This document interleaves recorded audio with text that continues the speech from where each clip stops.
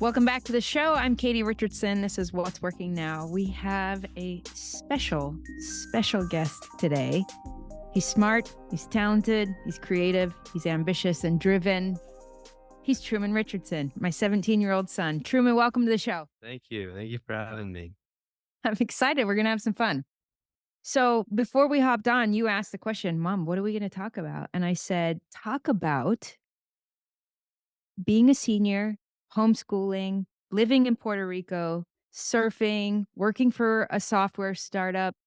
That's what we're going to talk about today. Does that sound good? Pretty awesome. Okay, cool. Okay, so how old are you, first of all? I'm 17, And where did you learn how to drive? Puerto Rico. Yeah, here. You might not know this, Truman, but I consider that to be an accomplishment because tell everybody what the roads are like here.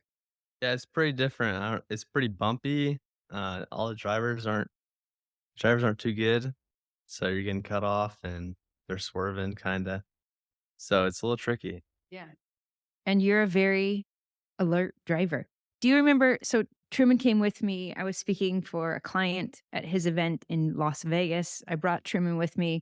We rented a car and hopped into the car and got onto the freeway. And you were like, "Whoa, what did you notice?" It just felt like a treadmill. It was so smooth and it's just straight and flat. It was awesome. Yeah, it was really cool because in that moment I was like, "Oh, he's learning to appreciate smooth roads." And that's really fantastic. Yeah, What did you think of Las Vegas, by the way? I think that was your first time there. yeah. First time. It was cool. It was different than I expected. Um, I went out on the strip by myself a couple times. It was fun. Yeah. Yeah. I think we may have gotten Chipotle and some of the restaurants that we miss. Yeah, S Chipotle mayor. They do not. Okay, so you are a senior, homeschooling senior. Tell everybody kind of what a typical day in the life of Truman looks like. You don't have to hold anything back. Okay, I'll wake up around probably 8. If we're surfing, we'll probably wake up at 5 and go to our surf spot for a couple hours. But if I'm not surfing, I'll wake up around 8, um, get myself some breakfast, and then start whatever I'm doing that day. And recently, I've been doing the graphic design for this company, and most of my day's been that, and I've been reading. Yeah. Okay, so let's talk a little bit about this design project that you've been doing. There's a software startup company. I was kind of the contact in that. I identified that they needed help with their identity and I said, "Hey, I've got a really talented 17-year-old that could really help you with that." And you had some raw skills and abilities, and I was kind of art directing you, but you had to learn a lot of things in this process as well. And we're just wrapping up this project, by the way. It's been about 3 months. So, what are some of the things that you have learned as we have worked together to help them develop their identity? Well, we kinda had to figure out we had to show her what she wanted, so it's kinda tricky. I was showing her a bunch of stuff, but it wasn't really connecting, so it's kinda figuring out the process of how to work with the client. Never done that before, and the whole time I was also figuring out the software that I've never used, the Illustrator. So, yeah. Okay, so I love that you saw this. One of the big things that you learned was it's not about what design does Truman think is the coolest.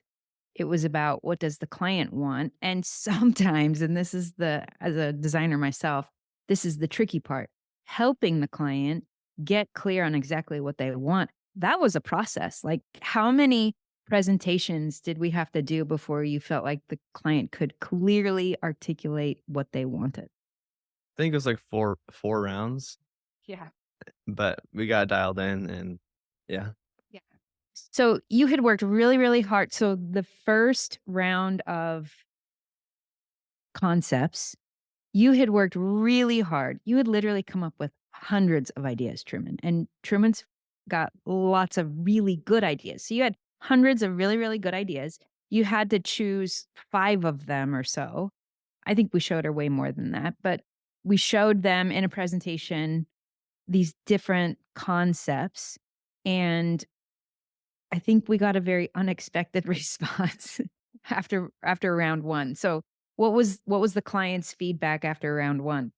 Well, I was just showing letter-based logos because in my head, that's, like, what a lot of companies will use, and I didn't think about icons, and if she wanted to see some icons, then we just did another round of kinda symbols that would represent her company.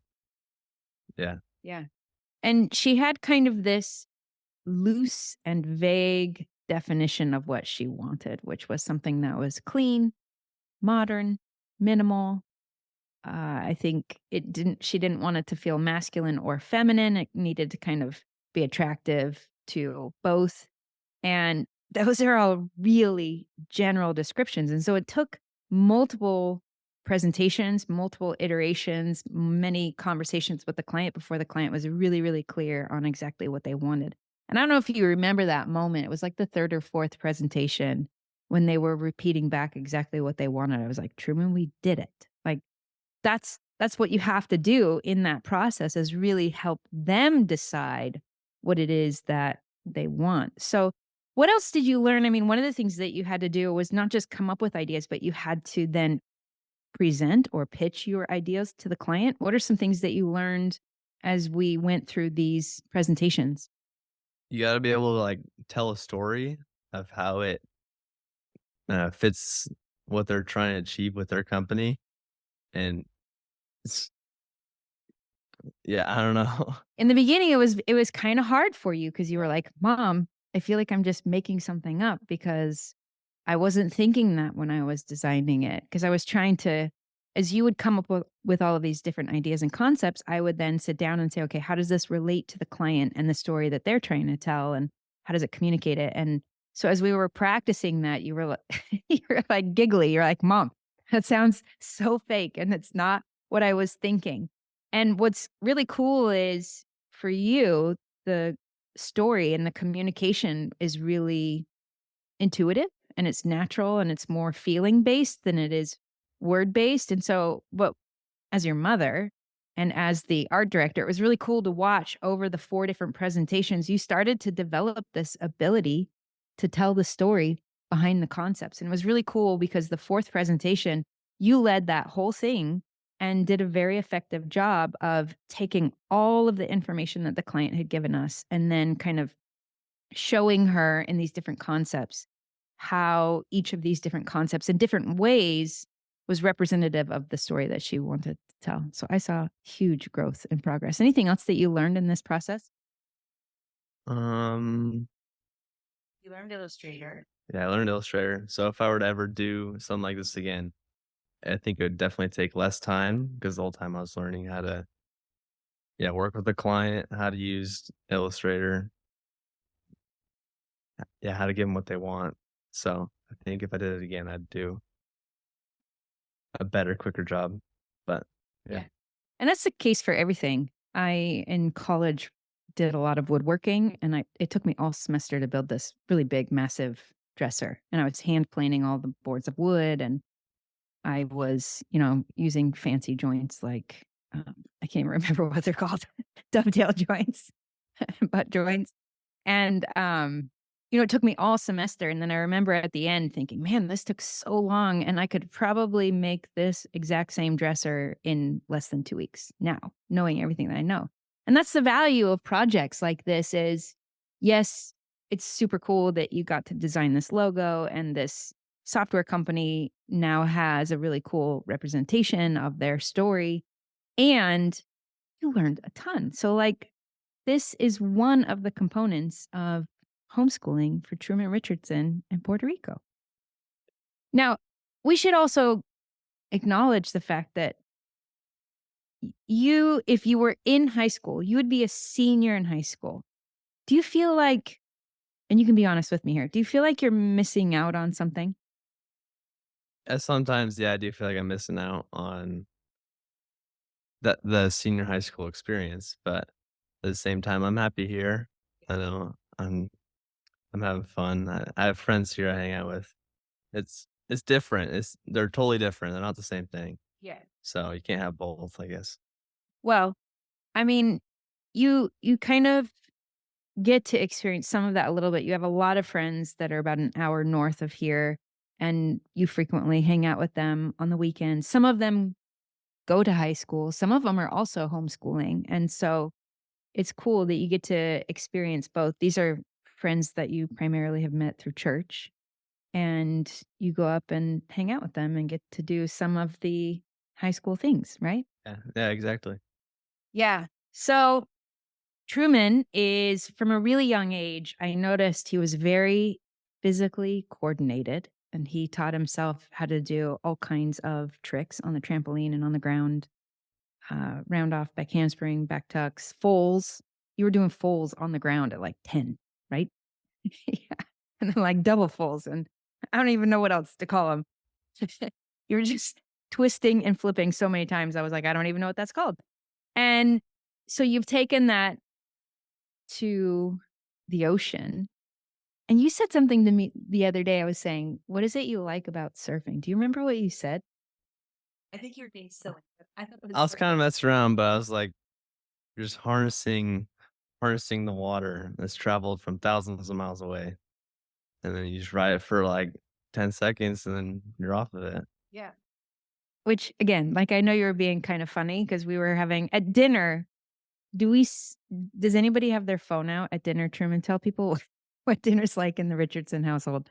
Well, we're not on our phones, and then my dad will normally play music to match whatever food we're eating that night, so Yeah. it's very different every night. Yeah. And then instead of being on our phones, what do we do as we're eating dinner? Make conversation. Do. We always talk at dinner time. And so this was one of the conversations that we had that Truman was because Ben was asking him, what is it you like about surfing? You said, I like harnessing the energy of the ocean. I was like, I know you were being silly, but I was like, that's true. And it's super, super cool. Quick question for you. What would happen in your business and life if you could show up powerfully?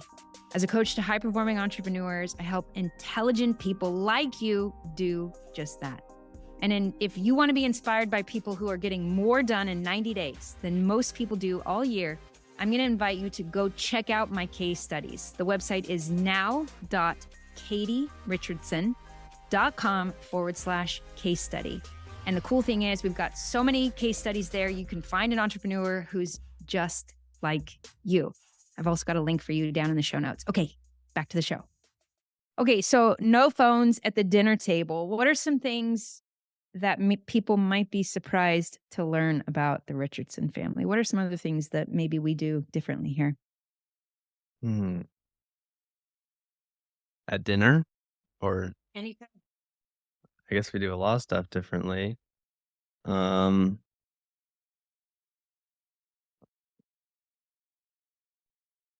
What does our car look like? our Is it clean or dirty? our car's pretty clean. Yeah, we have a person who comes and cleans it, Yeah, we always. but Well, we clean ourselves, yes, yes. thank you. Yes. If you came into our car, there would not be stuff everywhere every time we get home. It's always a reminder to We're everybody. very disciplined. Yes. Yeah, my mom and dad try to make sure of that, and so, my room's clean, I do my laundry, fold it up nice and tight. Um, what's that one girl's name? Marie Kondo. Yeah, I Marie Kondo my clothes, Yeah, you do. and yeah. Yeah. And something else that we like to do in this family, it's on the coffee table when you enter our house. What's sitting there? Oh, chess? Yeah. Mm, And when you were really young, how old did you start playing chess, Truman? like, 1st grade? There's a chess club, like, before school every day, Yeah. and play chess. So what were some of the things that playing chess, I think especially at a young age like that, what are some of the things that it taught you? Taught me how to think, I guess. Just challenge myself because, there's always better people in the chess club that I couldn't beat, but I could, like, learn from, so, mm, Yeah. So good. And as a mom, I just love it when I come out of my office and I see 2 of my kids sitting at the table playing chess. I'm like, "This is the best. This is the best." Um, so we talked about surfing. We talked about dinner time at the Richardson family. What are some unexpected things about living in Puerto Rico? Like, we told you guys we were gonna move here, and then less than 2 weeks later, we were on a plane here. What what is it like being a teenager living in Puerto Rico? I mean, there's a lot of stuff to do. I wasn't expecting there to be, like, every day I can just kinda choose between, like, a lot of things, like, I can go golf today. We have a golf club that's free to golf at. I can go surf today, I can go spearfish, like, there's just a ton of things I can do, and there's also a pretty good community here of mm, yeah, Yeah. people from the States that also moved here. Yeah, in fact, at 16, you were able to attend a high-end mastermind that was teaching you a skill. Tell everybody about that. Yeah, I was able to attend a real estate mastermind. Uh, I was learning how to wholesale houses, and so I was able to join that. Yeah. So you might be hesitant to talk about this, but I think it's really incredible, Truman, because you've attended 2 of those now, correct? And you have put in a lot of time and a lot of work, and how many deals have you done so far? Well, I haven't done a deal yet. Yeah. Yeah. You've gotten really, really close. In fact, you had a contract that Jerry was pretty confident was gonna come through, and in the end, it didn't come through. Yeah. Yeah.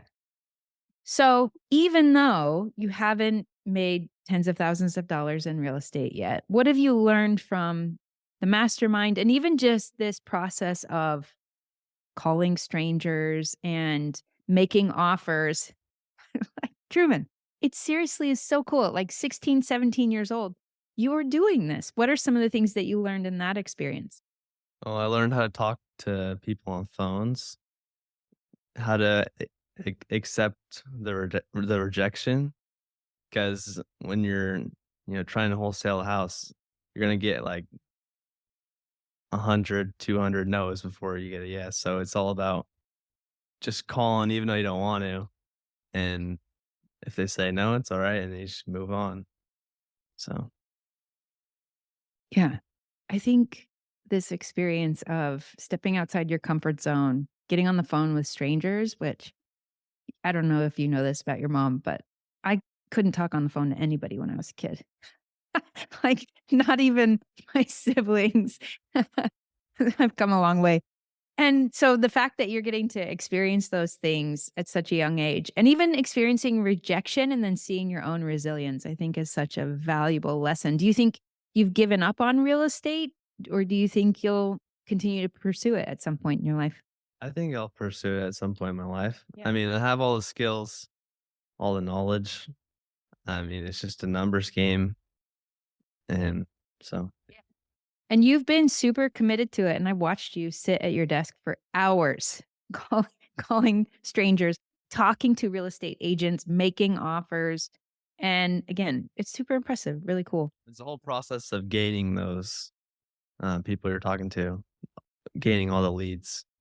Okay, yeah, that was the other thing. You were building out a network. Is that what you Uh, I mean, I was, yeah, but I'm also talking about how you get the people you're talking to. You need to find them.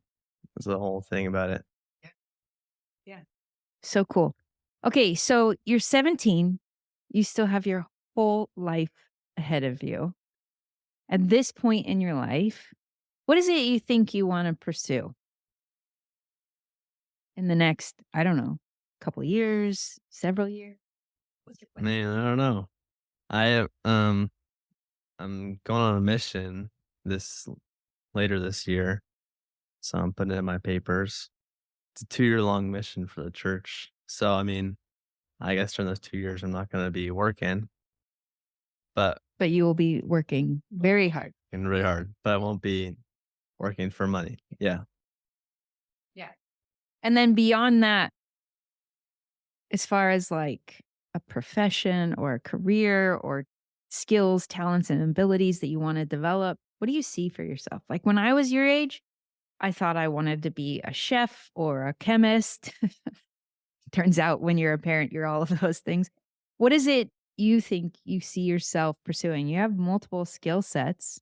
What is it you see yourself pursuing? Hmm. I mean, both the things we talked about, they interested me, and I put a lot of time into them, graphic design and real estate. So I wouldn't mind doing either of those, but also, artificial intelligence is growing, especially once I get back from my mission in 2 years, it's gonna be, like, probably totally different, so who knows? Yeah. Okay, awesome. Truman Craig Richardson, 17 years old, handsome, smart, creative, ambitious, driven. You got your whole life ahead of you. Truman, you're awesome. Thanks for being on the show. Thank you for having me. You're welcome. Okay, wait, really quick. You've been reading a lot of books through homeschool that maybe most people are not reading. Share just some of the books that you've been reading. Uh, The Master Key to Riches, How to Win Friends and Influence People, Atomic Habits, The Automatic Milli The Automatic Millionaire. Yeah, there's a lot of books I've been reading about self-improvement, making money. Rich Dad, Poor Dad. Yeah. Yeah. And then you've even read some maybe political type books, Like what? the Communist Manifesto, Animal Farm. You haven't read those ones? Oh, well, I need to tell dad. We got to get those ones on your bed. Yeah. Yeah. Well, Truman, you're amazing. This has been awesome. And for everybody who's listening, this is what's working now.